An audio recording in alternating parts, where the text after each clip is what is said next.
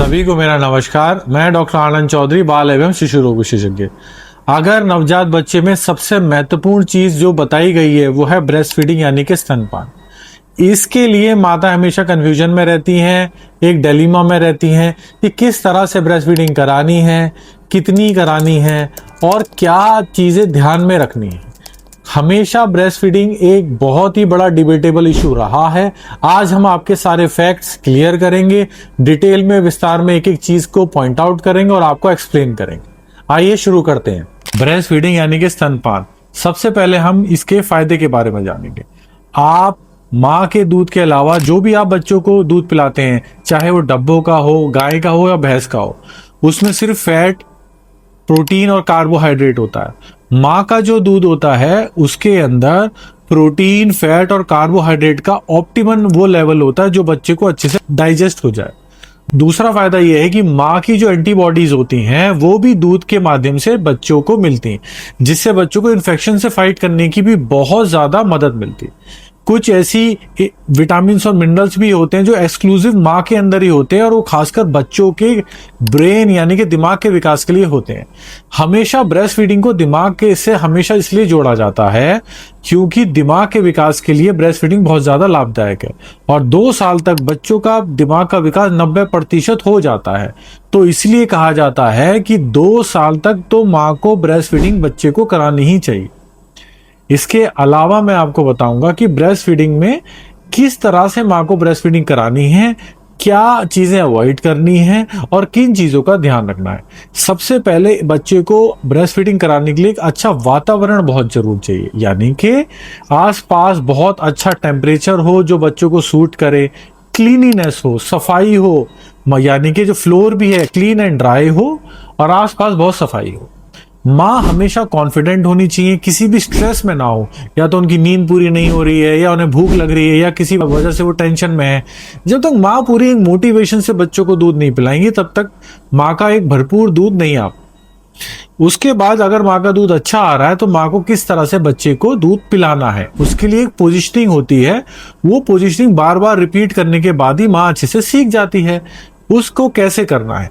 जब भी बच्चा आपकी गोद में है तो उसको बहुत ही जेंटली एक सेफ पोजीशन में आप लेके जाएं, क्योंकि ब्रेस्ट फीडिंग आप 2 मिनट में तो करा नहीं देंगे, 5, 10, 15, 20 मिनट का खेल है। तो इसमें आप भी ना थके और बच्चा भी ना थके, तो उसके लिए क्या करना है, सेफ पोजीशन में ले जाने के लिए बच्चे के सर को आप एल्बोज में फिक्स करें, अपने फोरआर्म को बैक से सपोर्ट करें और बच्चों का जो पेट है वो अपने पेट से लगाएं, हल्का सा बच्चे को एलिवेट कर लें। ये एक आइडियल पोजीशन होती है ब्रेस्ट फीडिंग की। इसके बाद आप जिस भी स्तन से शुरुआत करें उस स्तन को पूरी तरह से खाली कर लें। क्यों? जब आप शुरुआत में ब्रेस्ट फीडिंग कराते हैं तो शुरू में आने वाला दूध बहुत पतला होता है जिससे बच्चे की सिर्फ प्यास बुझती है। तो कभी कभी माताएं 5 मिनट इधर और 5 मिनट उधर दूध पिला के बच्चे को लेटा देती हैं, बच्चे की सिर्फ प्यास बुझती है उस पतले दूध से और बच्चा दोबारा उठ के रोने लगता है। तो हमेशा जब आप एक स्तन पे दूध पिलाएं तो बहुत देर तक आप उसको दूध पिलाते रहें जब तक स्तन खाली ना हो जाए, यानी कि जो बाद में आने वाला दूध होता है वो गाढ़ा होता है जिससे बच्चे की भूख मिटती है। तो इन सब चीजों का ध्यान रखना। पोजीशन और ब्रेस्ट फीडिंग कराने के बाद आपको बच्चे को अच्छे से टकार दिलानी है। उसके लिए आपको बच्चे को फिर एक सेफ पोजीशन में लेके जाना है। बच्चे का अपर बैक और सर पकड़ना है, लोअर बैक और अपर बैक पकड़नी है।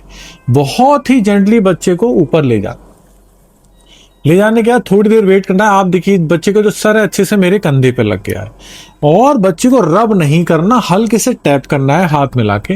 ये जब आप टैप करेंगे तो आप माँ कहती है बच्चा रोने लगता है, हम डर जाते हैं, ऐसा कुछ नहीं होता।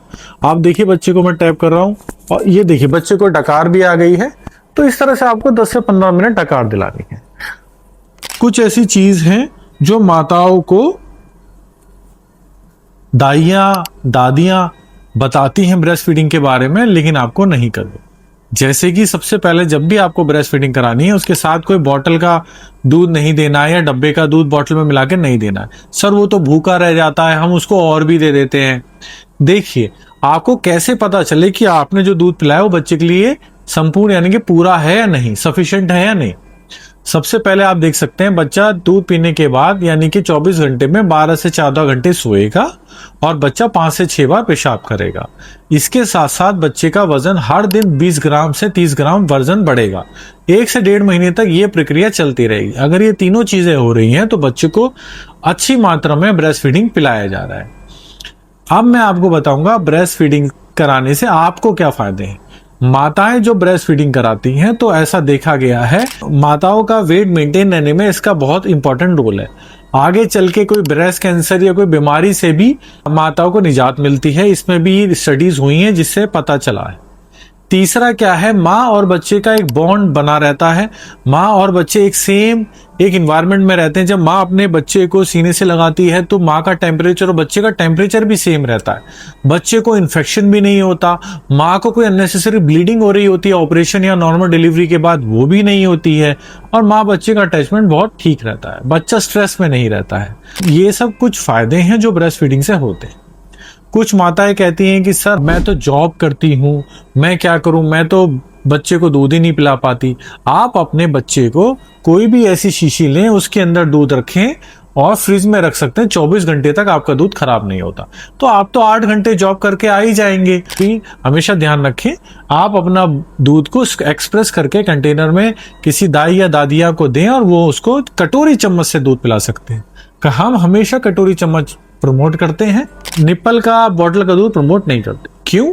आप ऑफिस में होंगी और दाइयां जब इनको आपके रखे हुए दूध को जब बॉटल के दूध से पिलाएंगी तो निप्पल बहुत बड़ा होता है बॉटल का, तो बच्चा बहुत आसानी से दूध पीता रहेगा जीभ हिला के, उसको कोई मेहनत नहीं करनी पड़ेगी।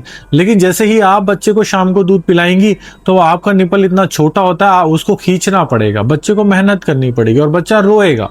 इसे बोलते हैं निप्पल कंफ्यूजन। ये कभी भी नहीं करना होता है।